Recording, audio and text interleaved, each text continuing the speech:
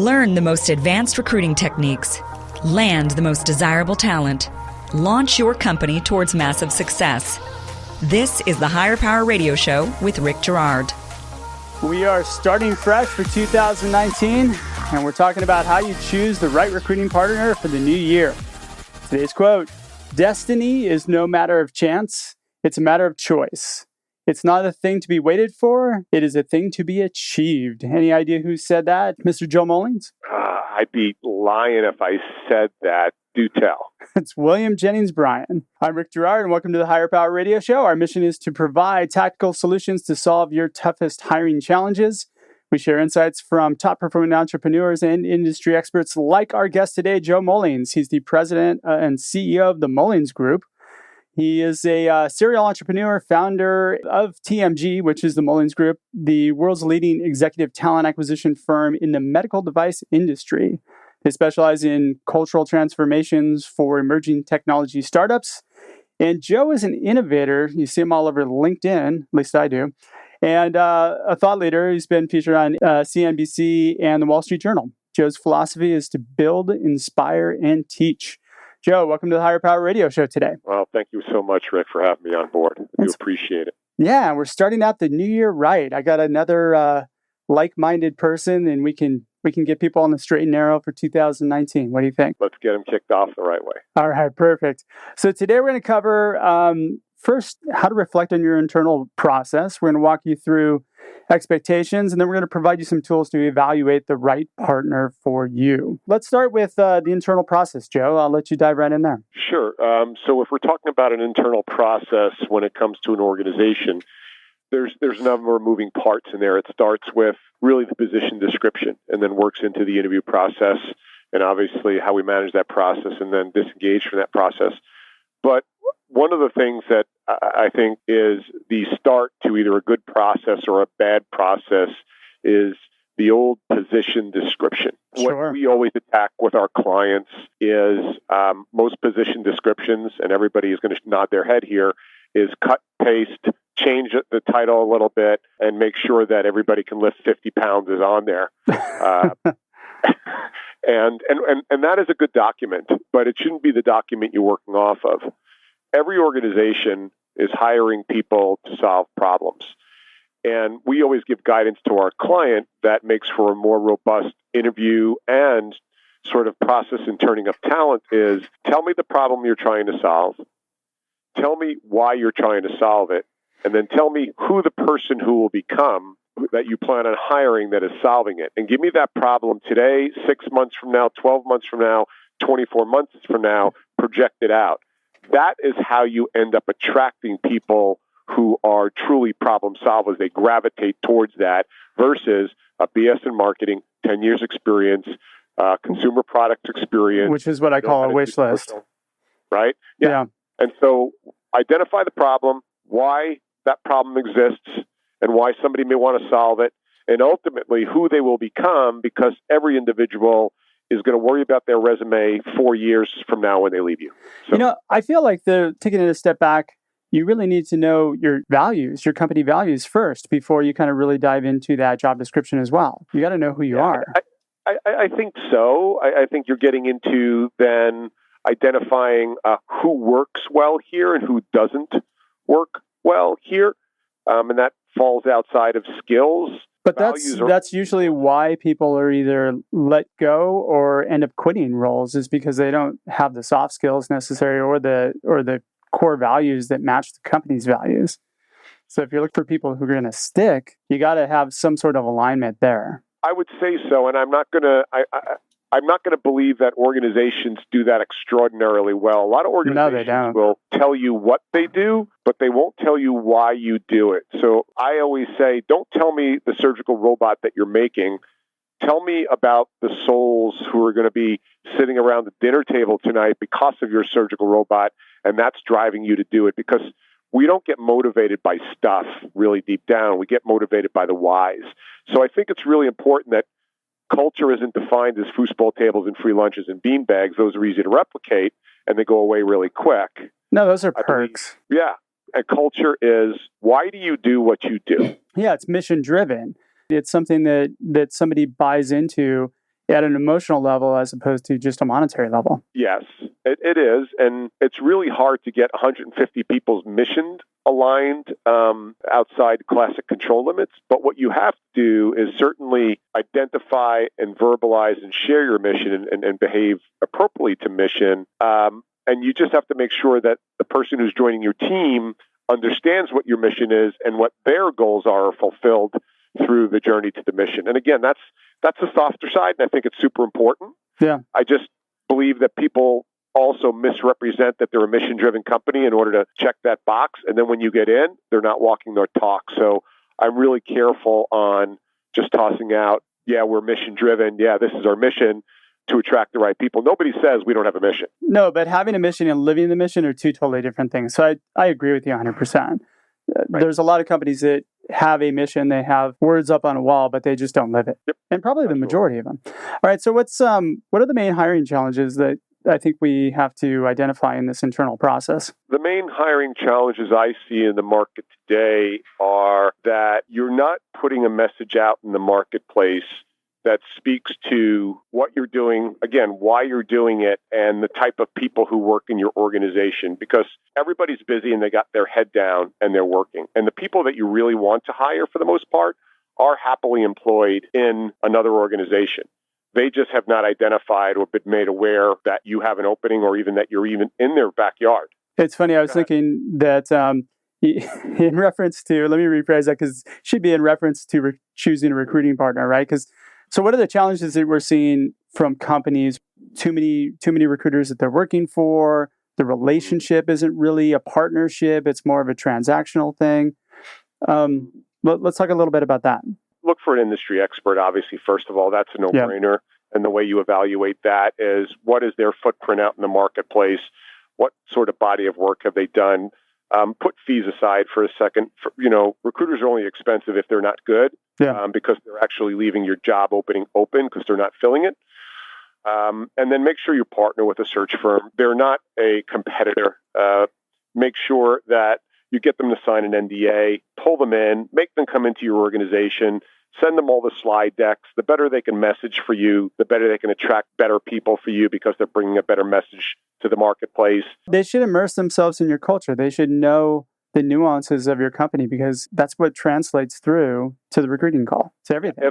If you've got a headhunter on the other end of the phone and they are not asking you for your latest slide deck, your last board meeting, again, sign an NDA, your last board meeting, and they're not asking you about what problem you're trying to solve with this position, and then they're not, at a minimum, having numerous calls with the stakeholders in the hiring process, if not getting out there and visiting you, then they're probably not worth the $30,000 to $40,000 you're about to send them. Especially if it's a contingency recruiting firm. I mean, they're going to charge you a high fee, and there's going to be really minimal amount of work. It's just going to be a spray and pray routine. A majority of them, unfortunately, that's the truth. Yep. And in this market, it works. Yes. It's a model that works, and I don't think you or I condone them, but the fact of the matter is it is what it is. So we're really talking about diligence here, right? Do your diligence on who you're going to partner with. Mm-hmm. And again, one last thing is, after you have the phone call with the individual, ask them to send you back a document on what they think they heard and what they think the position's about and what is the methodology and the messaging they're going to use in the marketplace in order to get people to lean in to at least listen to your opportunity. That's really important, is to make sure that you get full disclosure that they're representing your company in the market extraordinarily well. A lot of times people read a job description and they don't give enough of a sort of motivation to get people to lean in and say, okay, I tell you what, I may look at it, I might jump on the phone, or I might get in the car and do an interview.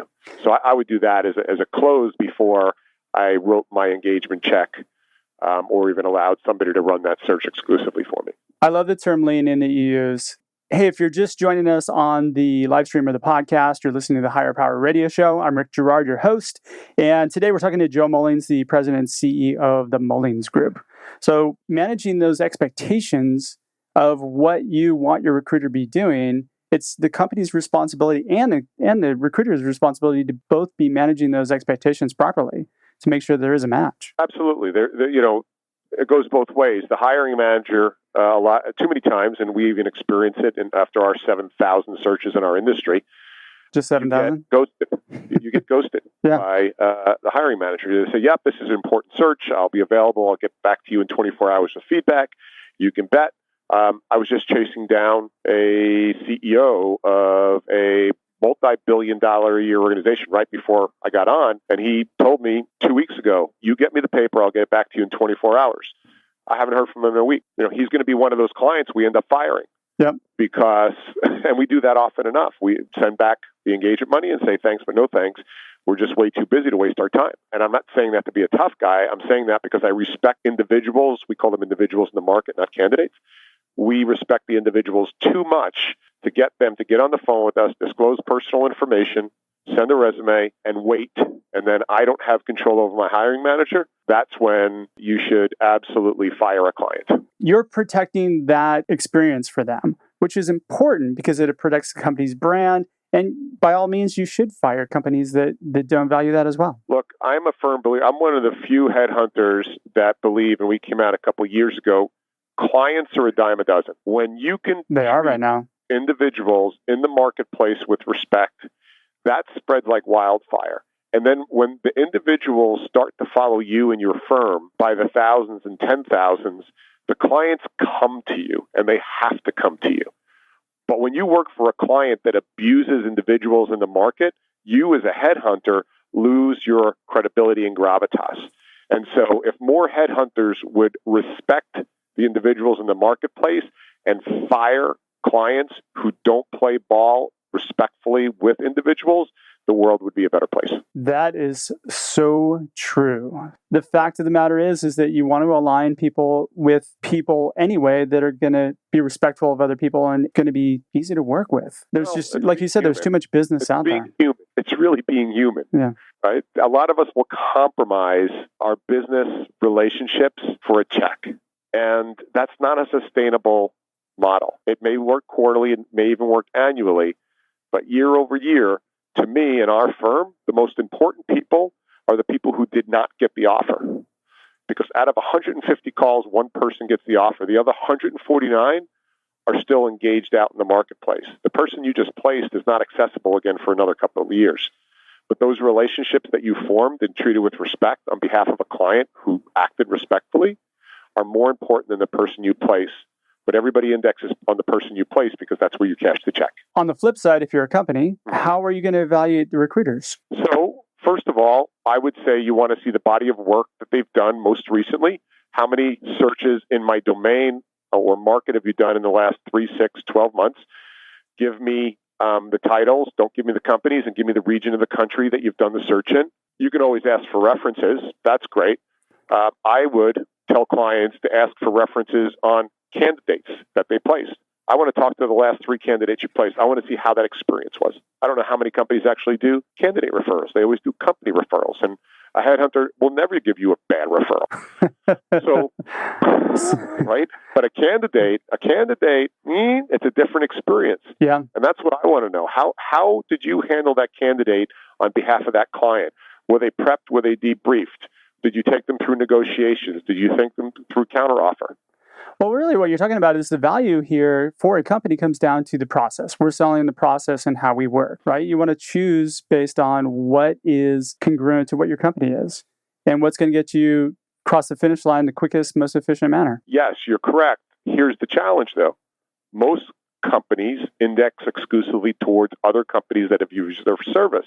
They forget that the other part of that experience is a customer, i.e. the individual you placed. And I'm wondering, again, out in internet land, how many organizations have actually done a reference call on the last 3 candidates you placed? That would be curious, wouldn't it? I don't think anybody does. So I'm going to take that from you and use it.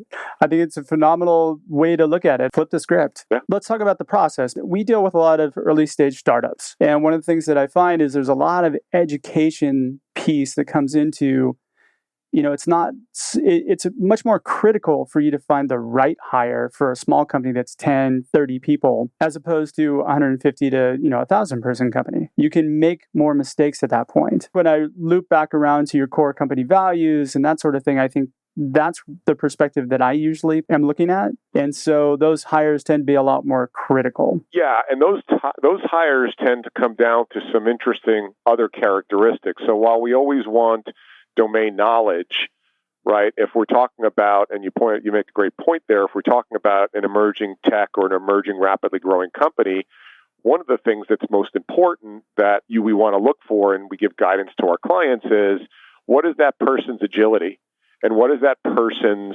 default behavior when something goes sideways? Because and what's in the their large stamina? Companies, endurance. Right? Yeah. People like to use the word stamina. I like to use the word endurance. And again, emotional, physical, spiritual endurance are all areas to explore on individuals as you interview them. And you can do that a number of ways. And I know we've only got a certain amount of time here, but I would totally explore that agility and endurance in the person. And what is their default mechanism after they get punched in the mouth? Going back to the process, preparation. Put an emphasis on how candidates are prepared for your interview and how you prepare the company for an interview. Mm-hmm. That's often overlooked.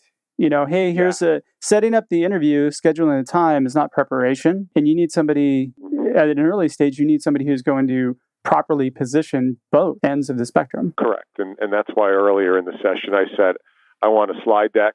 I want to know what problem is you're trying to solve.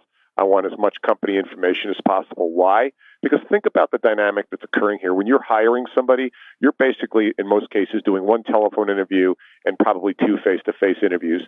And in aggregate, you've probably spent maybe 5 or 6 hours on that individual. Yet, both parties are making a pretty substantial bet on each other.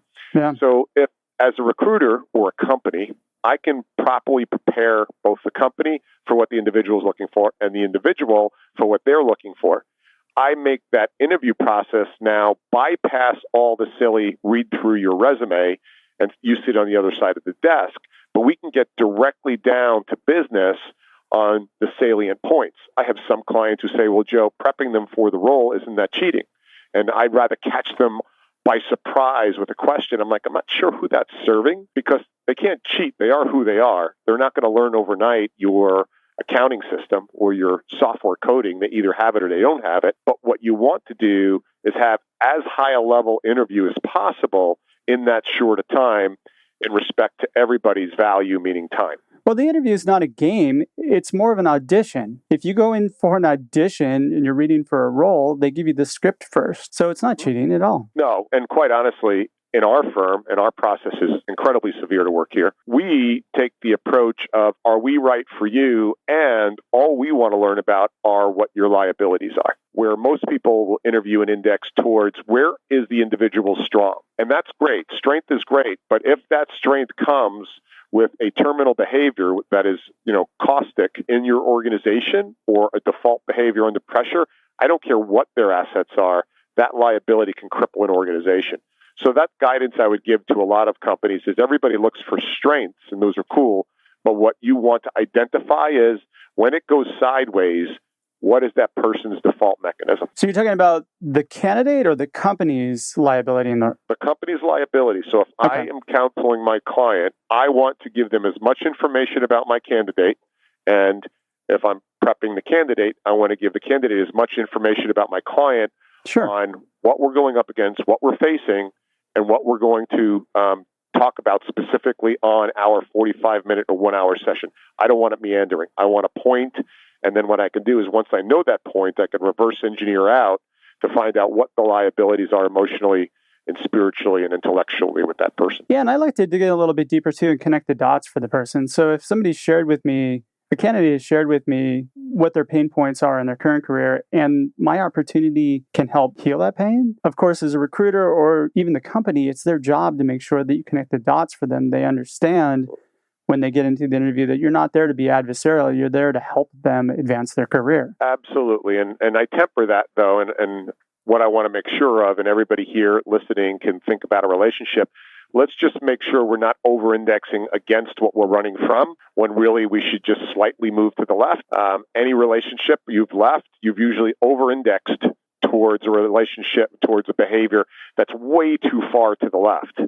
And so I make sure I explore that, because what happens then if you oversteer, then you've got to come back the other way, which means that you might not be as happy once you get into the 60th day there because you were running so hard from something that didn't feel good. What do you mean by over-indexing behavior far to the left? What does that mean to you? So here's a story for you. I had a gentleman, vice president of marketing, was in 2 startups. Both startups went out of business, right? They ran out of money. One of them ran out of funding. The other one didn't get FDA approval. Okay. Called me up. He said, listen, I've done the startup thing. I've always loved the startup thing, but, I can't take this instability anymore. I need the stability. I said, Fred, I've known you for 20 years.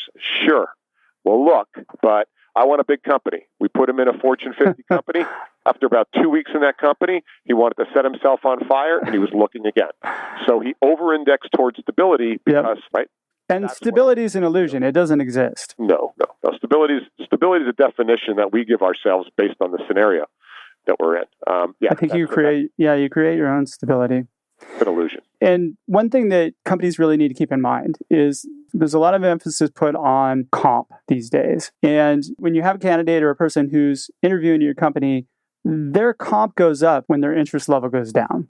That's right. You got it. Right? That's right. There's a direct relationship. It's a seesaw. So just visualize a seesaw. As the interest goes down, comp goes up on the other side. Yeah. As the interest goes up, look, I do really well in my life. I would play for Barcelona for $1 a year.